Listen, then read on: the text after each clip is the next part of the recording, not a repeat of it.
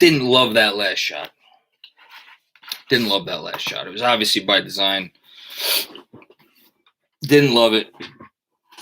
Didn't love it. I would have rather gone for 3. I thought I would have rather gone for 3 there because clearly the Knicks defense was tired in the second half of that game. Randle was tired in the second half of that game. I don't know that I go for overtime there. So Knicks lose by 2 to the Nets.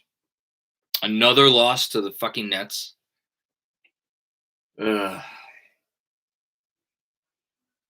Another loss to the fucking Nets. This game was in the third quarter, and the lead got up to 13 points a couple times, and they had the ball. They had the ball, and I feel like they had a good shot or like a good. It was a good possession. The possession felt good to make it go to 15, and it was right then that I was like, "This would be a terrible loss." We're on. I didn't get there. We were like on the verge of this would be a bad loss because obviously no Durant, no Harden for pretty much the whole game. Kyrie's doing what he's doing, but I don't really care that Kyrie's doing what he's doing because you should still be able to beat that team. If you're a solid playoff team, which is what we all hope, the Knicks are. We all, would like to think the Knicks are.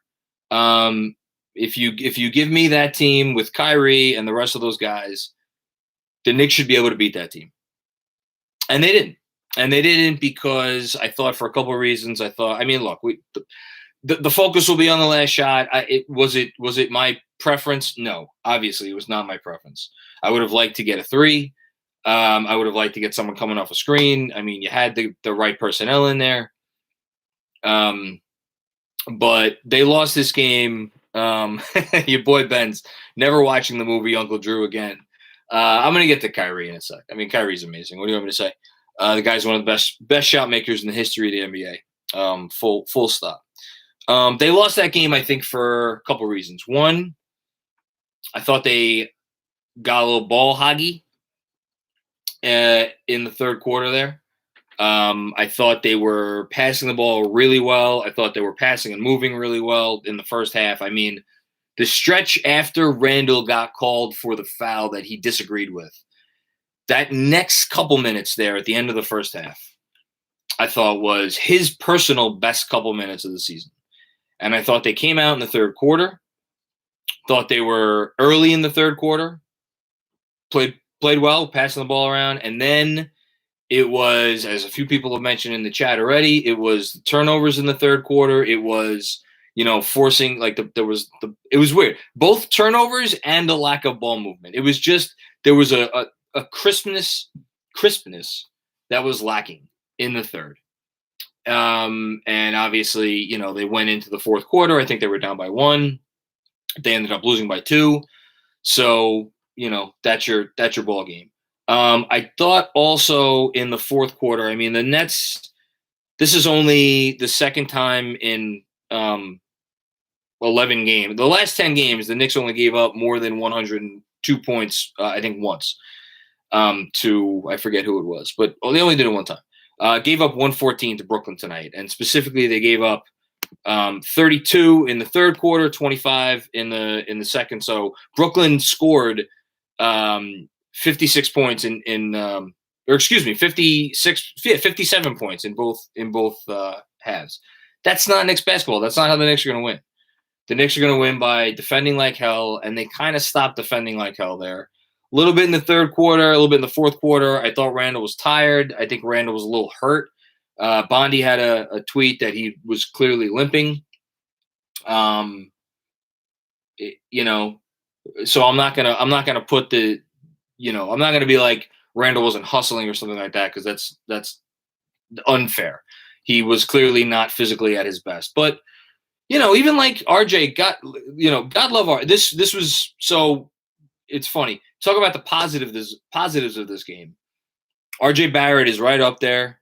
MT, everyone signed the cut Elfrid Payton petition. And Harry Dono with his usual. Thank you so much, Harry. You're so kind to chip in every post game. We appreciate you. I thought RJ, he had maybe his best moments of his young career. I thought his 3-pointers were huge. I thought that shot late was massive. If I recall correctly, he got to the line a few times. He got to the line 4 times, hit all 4 free throws. There were a couple of times he forced it on the drive. You didn't love that. A couple times he got beat on defense. There was TLC may have pushed off a little bit on him on that kind of baby jumper there. But no, RJ was really good. Randle, I mean, what more can you expect of Randle? Bullock was, arguably the best player of the first half. He was awesome. This was, it's funny. It's it feels like a really bad loss. It feels like a really bad loss, and yet, I mean, look, you want me to, I'm not going to sit here and be like, Elfrid Payton is the reason they lost this game. Elfrid Payton, did he play 20 minutes? I don't even know if he played 20 minutes. He played 21 minutes and 53 seconds and hit a couple big baskets down the stretch, which give credit to where credit is due. The Knicks offense was stuck in the mud and nothing was going on when Payton hit those 2 buckets. So was he good? No. He was bad in the first half. I thought he was poor on defense on Kyrie. It is amusing to me that it's like between the announcers and Tibbs and just like everybody, they've all collectively agreed, the post-game people, Wally, whoever, they've all collectively agreed to peddle this narrative that Elfrid Payton is like a good defensive player, as if just like saying it will make it come true, which is just like, it's comical. I mean, he gave up baseline on Kyrie Irving in the first, like, if you give up baseline on Kyrie Irving, you should just be shot, let alone cut. So, like, no, Elfrid Payton is not a good defensive player. He was, like, taking bad shots in the first half. No one can guard Kyrie, but that goes back to the point of, like, all right, well, if your reason for having Elfrid Payton in the game is because he could, like, guard Kyrie, and he can't guard Kyrie because no one can guard Kyrie, then what's his reason for being in the game? It's like we go around and around and around with this shit. But I'm not putting this loss on Elfrid Payton. That's not disingenuous. All right. WG with a comment in super chat. It's time for Tibbs to start looking into adding fresh bodies into the rotation. They're getting gassed by the mid-third every game. We won't make it this way. I think that's a fair, coaches in the NBA run 10-man rotations, and Tibbs historically, most of when he prefers, he runs a 9-man rotation. He's been running a 10-man rotation when he has a fully healthy, crew. I think it's not about extending the rotation. I think it's about extending the minutes of the guys who are in the rotation. I think basically what you're saying here is let's play. I mean, like it's like clockwork. Obi Toppin 9 minutes a night. Quickley only played 13, but he wasn't very good. Burks played 20. Can you afford to play Burks a little bit more? Can you afford, basically what you're asking Tibbs to do is to get more creative. Get more creative or be a little, not, I won't say creative because that implies that he doesn't know how to do this. He knows how to do it. It's asking him to be more flexible and flexible with hey, maybe don't go with the hockey lineup all the time. Maybe, if you don't trust Obi for more than 9 or 10 minutes but we maybe can't run Randle out there as much, play RJ at the 4 for 4 minutes a game, 5 minutes a game with Bullock and Burks, and I don't care who the point guard is, Quickley, Rose, Payton, I don't really give a shit. With a traditional 5 in there who's going to give you a little bit of rim protection. That's getting a little bit creative. So I think that's the answer to the question about guys getting gassed. Delsky, if you can please enlighten me from our coaching staff, who from our coaching staff spearheads our offensive schemes. We need an offensive guru in our coaching staff the same way Al is our cap guru. By the way, not a knock on Tibbs. I'll address that in a second because I think there's an easy answer to it. But first, Stevens Guillaume, bleep the Nets and their 87 fans.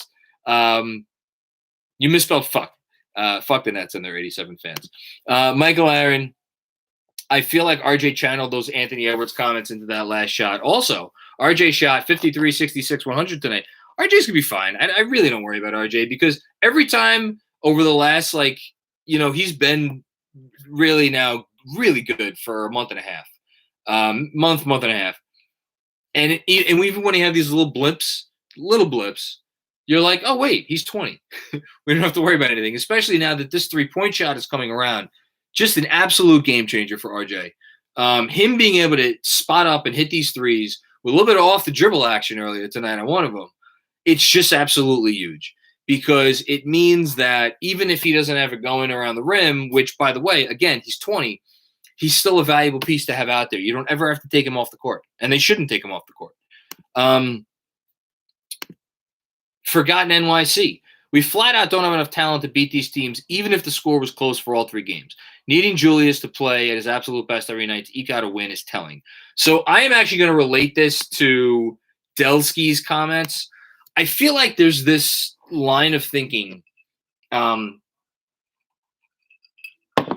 with the NBA in particular that you could just scheme away limited offensive personnel. It's not possible. That's the reason that if it was possible to scheme away limited offensive personnel, you would have GMs going out and hiring coaches, and spending $10 or $15 million a year on coaches who were able to do that. Because there's some awesome fucking coaches out there. But GMs don't do that. What GMs actually do is trade away 7 years worth of first-round picks and swaps and firsts to get guys who manufacture buckets. And that's because you can't scheme away limited personnel in the league. And that's what the Knicks have, unfortunately. They're the only team in the league, literally the only team in the league that does not have a point guard that can hit an off-the-dribble three. Maybe I'm forgetting one or two teams.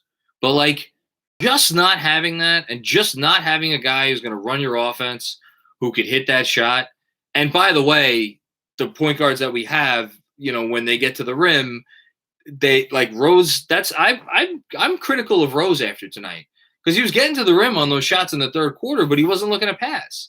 And obviously Payton, we talk about this after every game. He doesn't look to pass on these drives.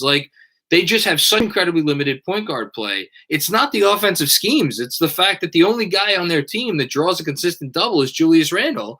And and this will lead me to Anthony Sixto's comments. Are these lapses conditioning or typical lapses teams aren't talented enough to recover from or lineup timing thing? I think it's conditioning. I think it's conditioning combined with personnel. If you watch that game and you didn't come away feeling like Julius Randle was tired by the end of it, then we're watching a different game. And I have fought against this narrative all season long that Tibbs has tired out Randle with how much he's playing Randle. I fought against it consistently. I think at this point, after the game that I just watched, you could make the argument that he's tired. I don't know how you don't make the argument that he's tired. I don't know if maybe something wrong with his leg. That's why but he was he was limited on defense, and they were switching Kyrie Irving onto him, obviously, the entire second half of that game, and Julius just couldn't really take advantage. Now, the Nets were doing some other stuff to scheme against that. It wasn't just that Julius was limited, but he was tired, and when he's the only matchup advantage you have on the entire roster. And I love RJ. RJ's not there yet. RJ's not commanding double teams. RJ's not, when he takes guys off the dribble, it usually results in a tough shot. That's you're not building your offense on RJ Barrett right now. Guys are tired and they have limited personnel, or Randall's tired, I think. So that's my response to that. Moises Roman, IQ's floater lasted 3 weeks. I think IQ's floater will be fine. I think what IQ is, he's a rookie, and he's hitting a little bit of the rookie wall. That's what I think IQ is. James Lee, we need plan B. We don't have it. This also costs Top in not being utilized properly. It could mean having a solid second option, but not really also. I mean, I think in time, RJ Barrett will be a second option or a third option, but like whatever, second, third option, he'll be a guy that you could put the ball in his hands and you could say, run my offense for 5 minutes. He's not there yet. But again, 20 years old. Ariel De Jesus says, get Lonzo and Malik Beasley next year. Like, even, again, I've talked about Lonzo. I like Lonzo Ball. I think Lonzo Ball will help this team. Lonzo Ball is not – it just – so everybody knows, Lonzo Ball's not a guy that you're going to give the ball to and be like, here, be the engine to my offense for 5 minutes. The reality of the situation is most NBA teams have one engine. Some really good teams, most really good teams, have two guys. And then usually there's one or two teams every year that has three guys. Last year, nobody had three guys. This year, one team has three guys. Rarely, two teams have three guys. But, like, those are your engines. And that's why all 30 NBA teams are in the same fucking hunt. Somebody says, let's get Mike Conley, Rage X. Mike Conley, you may love Mike Conley, you may hate Mike Conley. Mike Conley's a guy that you could give the ball to for 5 minutes and say, go run my offense. He's an engine. Is he a great engine? No, he's not a great engine, but he's an engine. Even, like, there are sixth men who are engines. Jordan Clarkson, you could give the ball to Jordan Clarkson for 5 minutes, or just like you used to be able to give the ball to Lou Williams for 5 minutes and be like, run my offense. The more of those guys that you get on your team, the more chance you have of sustaining the types of droughts that we sustain. And I wrote about it in the newsletter today. If you look at the second halves of all of the games last week, the Minnesota game, the Dallas game, and the Miami game, like clockwork, the offense shut down in the second half. They scored, they averaged 45 points in the 3 second halves of those games. How many points did they score in the second half of this game? Look at that. Wouldn't you fucking know it? 45 fucking points. If you're an NBA team, you need to be able to score more than 45 points in the second half. When you're the Knicks and you have one engine, and your engine has played more minutes than anybody else in basketball, and you don't have, and you not only do you only have one engine, you don't have even serviceable point guard play alongside that engine. It just kills you. And I've seen, Adam 2YB. IQ will be that guy one day, I hope. Not right now, but one day. I completely agree with that. Immanuel Quickley, the reason Immanuel Quickley is so valuable is Immanuel Quickley, I don't even care if he's ever going to be a starting player. Someday, that dude's going to be able to be a guy who for 5 minutes at a time could come off your bench and he could run your offense and he could score points. But he's in a slump right now because he's a 21-year-old rookie, So it's like, it's not that the sky is falling. It's just that there's a reason, and I'm sorry, I'm going to sound like a broken record. There's a reason this team had an over-under of 22 and a half games because of the limited offensive personnel that they have outkicked their coverage by playing hellaciously good defense, and getting water from a rock. And give Tibbs credit to that, or for that. They do what they can, but in the second halves of these games, and that's why it goes on in the second half, opponents lock down on defense. And again, and not only in the second half, in the fourth quarter specifically. And again, I referenced this in the newsletter. All 3 games last week, they went through stretches, minutes and at a time, where they would score one basket or no baskets. And tonight, I have to look up exactly what it was, but it felt like they went 4 or 5 minutes there where they scored about 2 points. I'm sorry, there's no scheme that you could fix that with. So, someone mentions DeRozan, Mark Fischel. What's up, my man, Mark? How you doing, buddy? I'm looking forward to seeing you in a few weeks. Yes, DeRozan. DeRozan's a guy who, if you put him on this team, and you also shout out to Varunski's take, mentions Bogdan Bogdanovic. He also mentions Fournier. So let me just read the comment. We'll all forgive you for saying we cannot use Fournier on this team for the cost of 2 second rounders. We have more cap than anyone, but $70 million for 4 years of Bogdan Bogdanovic. It's steep. See, this is when you get into the nitty gritty. I don't think Bogdan's a guy that is worth that amount of money. To me, he's not. He's a guy that he's not. Not saying you can't give the ball to him, but he's a cog to me more than an engine. Fournier, again, can he get you a shot? Yes, but you are not going to give the ball to Evan Fournier and be like, rescue us from this slump. And again, I'm picking nits here. Would Evan Fournier have helped the team? Yeah, it probably would have helped the team. But I'd rather have the 2 second-rounders. With what's at stake this year, and more importantly, what isn't at stake this year, I'd rather have the 2 second-round picks. I think that's smart team building because guess what? With those second-round picks, you have a chance of drafting another guy like Emmanuel Quickley, who in time, Quickley is going to be a better option than Fournier has ever been in his life. DeRozan, I think, could play this role beautifully on this team. You may not love DeRozan in terms of he doesn't hit a lot of threes or whatever. He's not a great defender. But, DeRozan is an engine. So, I know I'm going around in circles, but, it's not that complicated what ails this team. I think it's just a matter of how they go about correcting it. Jeremy Anselson. IQ needs to work on a layup package. Completely agree. Relies way too heavily on the floater and drawing fouls. Yes. Good comment. No disagreement. I look forward to him having his first proper NBA offseason. I expect to see a much better version of Emmanuel Quickley next year, which should be a frightening thought for the rest of the league because he's going to be really good. Tim Kim. If Frank had at least 10 minutes, Kyrie would have had at most 30 in this game. Another heartbreaker. Thank you for mentioning that, Tim Kim. I thought it about a half dozen times in the first half. Would it kill you to give Frank 5 minutes? Would it kill you to give him 5 minutes? Would it kill you to give Frank 5 minutes against Kyrie Irving? And that really, that's the Elfrid Payton answer, right? And that's what I don't get. And I keep coming back to it again and again and again. If you want to peddle the same stupid fucking, and this is just for all of the people who are not members of the Frank Hive, who are off Frank Island or never were on Frank Island or want to bomb Frank Island. Not saying Frank's anything special. Not saying Frank's guy who should be starting.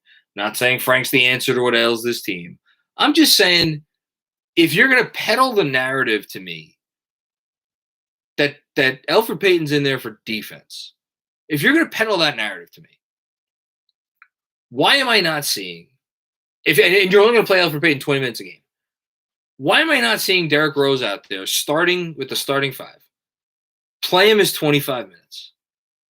And then have Frank come off the bench alongside Alec Burks, who could clearly run the point, Emmanuel Quickley, and I'm forgetting someone. Who's our other bench guy?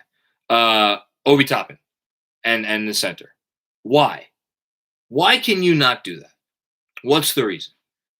You're not going to tell me it's defense because it'll be a cold day in hell before you convince me that Elfrid Payton is a better defender than Frank Ntilikina. It's not because of shooting, because Frank Ntilikina is a better shooter than Elfrid Payton. And you want to tell me it's because Elfrid Payton gets to the rim? Come on. We know what he's shooting from there. We know how little he play makes from there. I just don't get why Rose is a better version of Payton at this point. That's the move that I would have liked to see. Maybe, but Tibbs isn't going to make that move. And again, am I going to be critical of Tibbs for not making the move? Yes, I am. But at the same time, I'm not in that locker room. Nobody watching us is in that. Watching me is in that locker room. Chemistry matters. All that bullshit. It matters. So I don't know. They're 25 and 26. So how critical can we really be? I'm not sure. Mitchell Epner, Obi works best next to Rose. That's a good comment. Yeah, that's true. But again, you could stagger minutes to get Rose minutes with Obi Toppin. And you still can't convince me that like Obi Toppin can only play with Rose, but you could make that happen. Let's see. We got some other stuff in the chat. I'm gonna cut this off after another 5 minutes because I believe there is another basketball game being played, which I want to watch while I write this newsletter. Mars Jetson. That's a nice name. How about we draft a guard from Baylor, Davion Mitchell or Jared Butler? And then Ariel DeJesus, Devontae Graham, or Spencer Dinwiddie. I love all four of those names. And again, nobody's going to like this. Again, I'm going to get canceled one of these days because I keep bringing him up. Spencer Dinwiddie, man. Get me Spencer Dinwiddie. Pay the man. Get him here. Like, you want to talk about a guy that's going to make an appreciable difference in this offense? You want to talk to me about a guy that if he was on this team tonight, they would have won this game going away? Obviously he's not healthy right now. Spencer Dinwiddie. He's a much better version of Derrick Rose at this point. So yeah, I'd love to go get Dinwiddie. That's why I have him number 2 on my free agency wish list. And if he was healthy, he'd be number 1. Davion Mitchell, would love Davion Mitchell. Jared Butler, I don't think answers as many of this team's questions. Devontae Graham, I really like Devontae Graham, though. I think he might be a little duplicitous with Emmanuel Quickley because I don't think in an ideal world Devontae Graham is starting for you. He's a little small, and he's not really a point guard. I know he has played point guard, but he's really more of an off guard and a point guard's body, which is probably why you're actually going to be able to get him this offseason via sign and trade or crazy offer. But I like all four of those names. Get a couple other comments in here. Stanley Mann, Frank can hit threes and defend. He has a higher basketball IQ than Elfrid. I don't know if it's that Elfrid has a bad basketball IQ or he just doesn't use it. RG the OG. Chemistry matters when you're winning games. Yeah, and the Knicks, I know they're a game under 500, but I still would say they're winning games. Varunski's take with another comment in the super chat. Thank you so much, Varunski's take. We have an engine. It's a 150 horsepower functional one. We need to acquire turbochargers, offensive pieces. There's no explanation from Leon Rose on his tactics. I don't care that Leon Rose doesn't give press conferences. You're coming to the wrong live stream for commentary on that. Same thing with like coaches press conferences after games. Like it's all lies anyway. So what do you care? In terms of Leon Rose, I've talked about this a lot, about how worst thing in the NBA you could do is make moves from a position of weakness. And the Knicks are obviously in a position of weakness right now because they're desperate, as you say, for turbochargers. But if there's no really good turbochargers out there, and if the turbochargers that are available are overpriced, just save your money, move on to the next one. Save your picks, save your money. That's my philosophy, but reasonable minds could disagree. Michael Aaron. Ideal world, Rose gets Elf's minutes. Frank comes off the bench with IQ. Stagger the minutes so Rose gets time with Obi and IQ gets minutes with RJ and Randle. 100%. 1,000%. Thank you, Michael. Great comment. I think that's what we'd all like to see. That's what I'd like to see. But, we haven't seen it. It is what it is. It is what it is. What else? Turbochargers are hard to find. Ariel DeJesus, Jared Culver, 3-and-D guy. I would take a chance on. I don't think Jared Culver is like the answer to our problems, but I would take a chance on him if Minnesota's selling this offseason. Let's see. Akiva Friedman, how much confidence do you have in Randle taking clutch shots moving forward? Not a whole hell of a lot. But then again, when you have a team like this that is built, like Randle is the foundation to this team, it's tough. And he's obviously made the All-Star team this year. It's tough to take the ball out of that guy's hands at the end of a game. That said, do I have a lot of confidence in him? No. JD, read my super chat, Magri. JD, do me a favor. I somehow missed your super chat. Can you just type your question again? I promise I will get to it. I must have missed it from earlier. I apologize. Michael Aaron, completely different subject. What would Mr. Macri, GM of the New York Knicks, trade to move up to get Jalen Suggs. So I asked Spencer Perlman, who does this shit for a living now. What if he would trade both picks this year, OB, and I think I said a future lightly protected first to move up to get Jalen Suggs, and he was like, I probably wouldn't do that.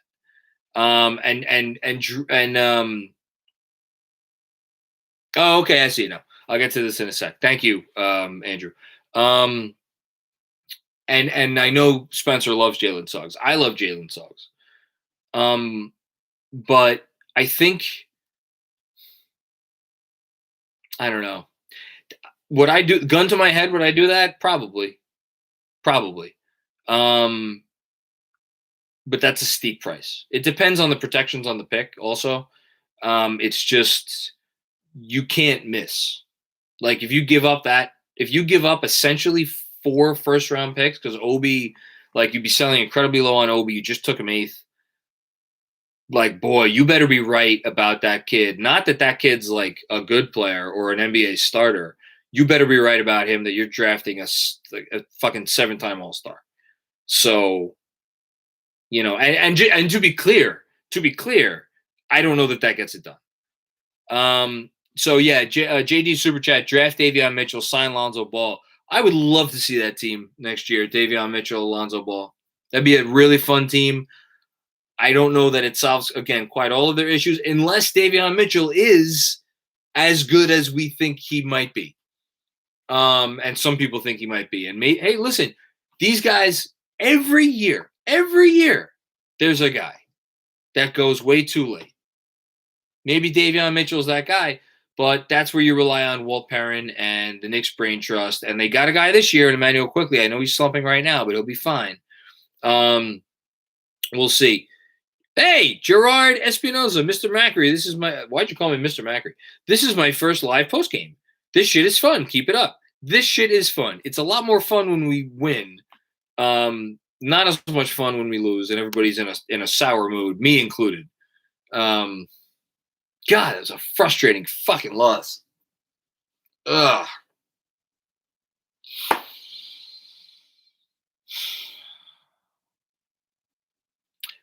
Anyway. Okay.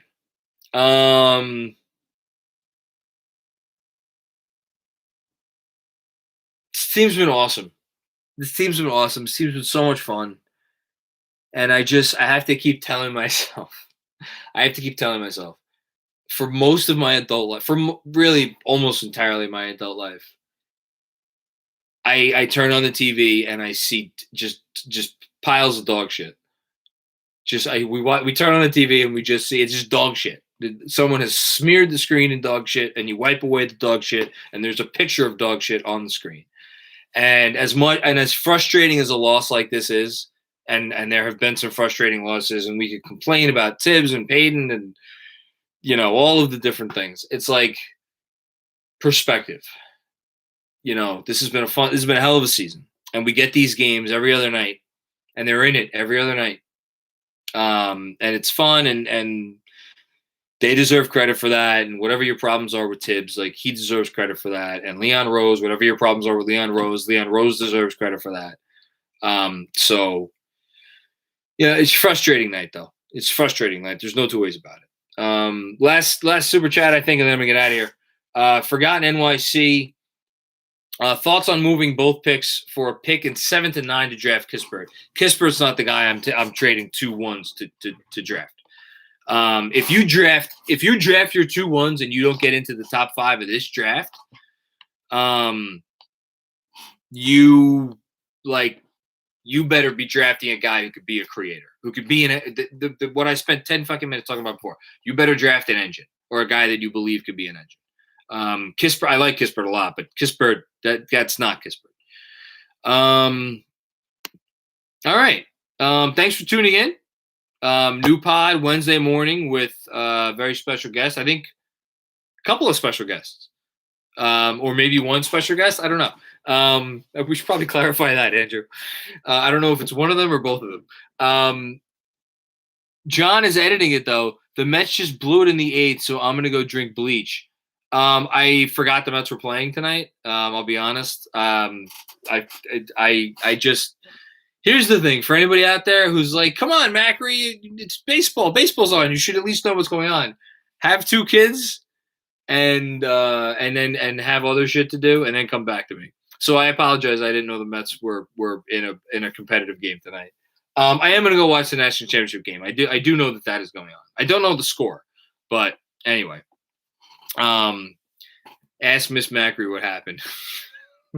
I don't even think she's watching. She doesn't usually change the channels because she usually just watches these after I get up from the living room. Anything else? Oh yeah, go check out the merch store if anybody wants. I should probably promote this too. We have merchandise. Wearing some. I should probably get something else because it's going to start to smell. That's it. That's it. Frustrating loss. But I will see everybody hopefully after a win on Wednesday. And in the meantime, enjoy the beginning of your week. And I will talk to you soon. Adios.